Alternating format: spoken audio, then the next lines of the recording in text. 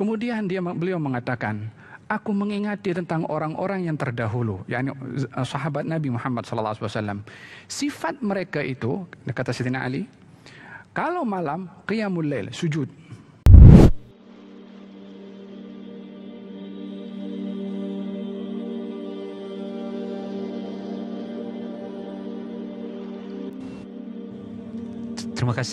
Terima kasih kepada penyoal sebentar tadi ya. Saya tidak dapat menangkap dengan jelas apa yang dari atas ini, tetapi saya dapat faham bahawa dia merasa sangsi dengan kumpulan-kumpulan tarikat yang berzikir seolah-olah seperti menari dan separuh sedar. Jadi adakah ia sesat atau bagaimana, Habib, boleh kita kupas tentang perkara ini? Nah,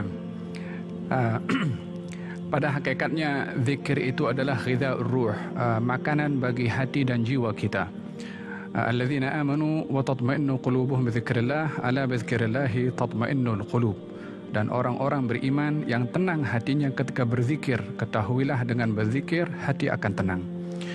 Dan di dalam berzikir itu pelbagai kaifiyah dibenarkan di dalam syariah. Allah Subhanahu wa taala berfirman dalam Al-Qur'anul Karim, "Alladzina yadhkuruna Allaha qiyaman wa qu'udan wa 'ala junubihim wa yatafakkaruna fi khalqis samawati wal ard, Rabbana ma khalaqta hadza batilan subhanaka faqina 'adzaban nar." Mereka orang-orang ulul albab itu adalah orang yang berzikir kepada Allah, berdiri, duduk dalam keadaan berbaring, mengingati, bertafakkur tentang ciptaan Allah Subhanahu wa taala, lalu mereka mengatakan, wahai Tuhanku, engkau tidak ciptakan semua ini dalam keadaan sia-sia. Jadi kaifiyah di dalam berzikir ini, berdiri, duduk dan juga berbaring, menunjukkan dalam segala keadaan berzikir itu adalah diperbolehkan, dengan catatan matlamat daripada keadaan yang diperbolehkan untuk berzikir untuk meraih khusyuk kepada Allah Subhanahu wa taala. Alam ya'ni lilladzina amanu an takhsha'a qulubuhum li dzikrillah. Bukankah sudah tiba waktunya bagi orang-orang yang beriman itu untuk khusyuk ketika berzikir kepada Allah Subhanahu wa taala. Jadi dalam ayat yang saya bacakan tadi ada beberapa kaifiyah di dalam berzikir dan disebutkan matlamat tujuan daripada berzikir, yaitu al-khusyuk.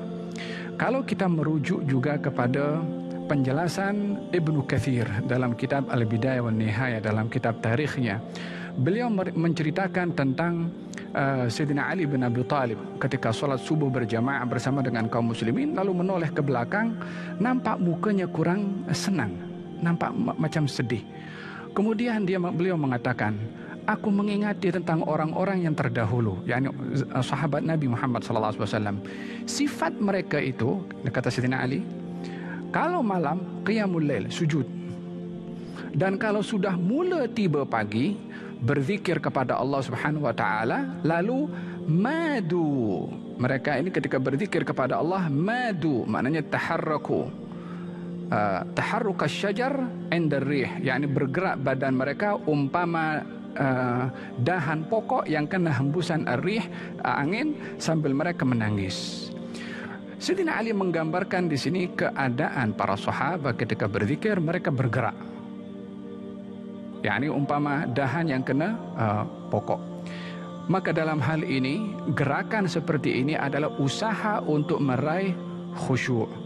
Memang bila mana ada pelampauan di dalam pergerakan itu dengan adanya hal-hal yang dilarang di dalam syariah, memang sama sekali tidak dibenarkan, seperti alat-alat musik contohnya, atau hal-hal yang lagha contohnya.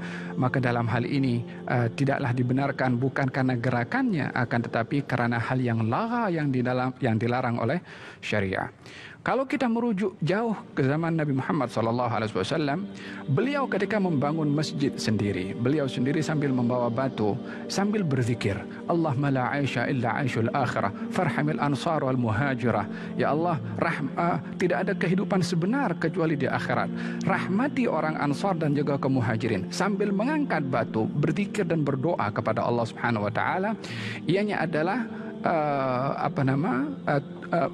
gerakan itu bukan tujuan, tetapi wasilah untuk mendapatkan khusyuk kepada Allah Subhanahu wa taala.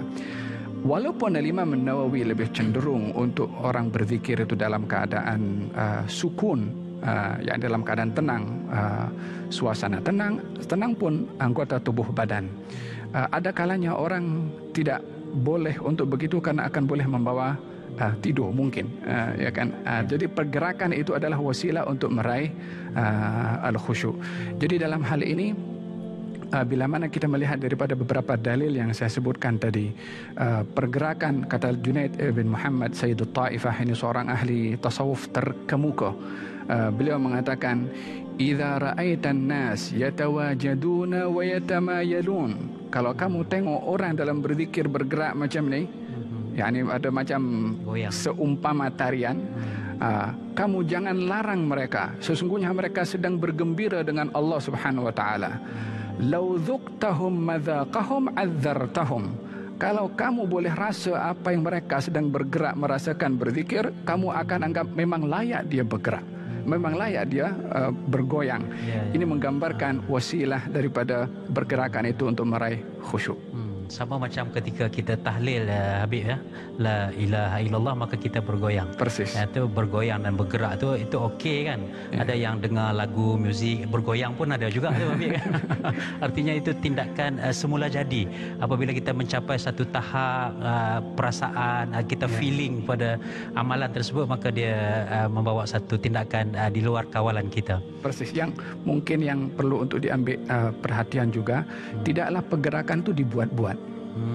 Bermakna bukanlah bersandiwara ketika bergerak, tetapi memang betul bergerak untuk meraih khusyuk, bukan main-main atau memaksakan diri. Ya, terima kasih Habib atas penjelasan. Diharapkan kepada saudara Muhammad Irvin, ya, yang membukakan persoalan tadi, dan juga kita semua mendapat manfaat daripada penjelasan daripada Habib sebentar tadi. Baik tuan-tuan dan puan-puan, sekali lagi kita mohon untuk berhenti rehat seketika.